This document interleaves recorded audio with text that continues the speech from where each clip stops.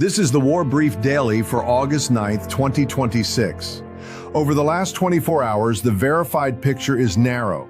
A major Russian saturation strike on Ukraine, new pressure around the Strait of Hormuz, and renewed fighting inside Yemen.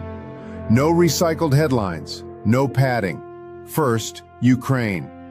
Overnight into August 8th, Russia launched a mixed strike package of 6 ballistic missiles and 151 drones, according to Ukraine's Air Force. Ukrainian defenses reported destroying or electronically suppressing 135 of those drones, but impacts were recorded at 12 locations, with debris incidents at another 7. Local authorities confirmed at least 3 people were killed in the Boryspil district near Kyiv, including a child. Fires were also reported in the capital region. The operational point is the mix. Drones saturate the detection and engagement picture. Ballistic missiles compress the defender's decision time and are much harder to stop. This does not confirm a change on the front line, but it does confirm Russia retains the capacity for coordinated multi-axis deep strikes across Ukraine.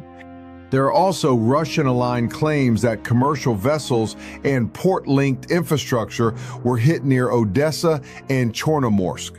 Those details are not independently confirmed.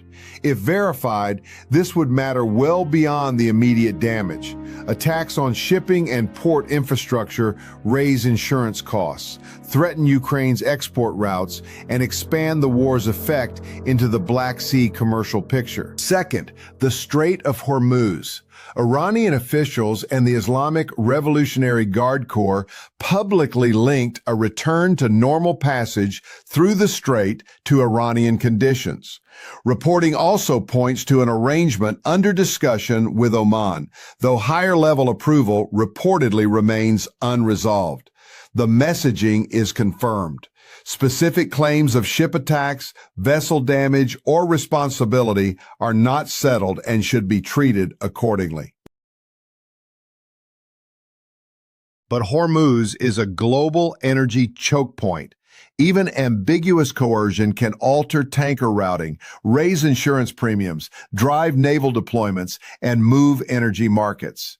The question now is whether Tehran's signaling becomes an actual restriction, a verified maritime incident, or an international escort response. Third, Yemen. Credible reporting on August 8th indicates renewed combat between Houthi forces and the Saudi-backed, internationally recognized government. Government strikes reportedly followed Houthi attacks in central and eastern Yemen. Casualty figures and the scale of fighting around Marib and Hadramaut remain contested. Why it matters. A ground escalation can reopen the pipeline toward drones, missiles, and maritime attacks near the Red Sea and Bab el-Mandeb. That is the escalation cycle to watch.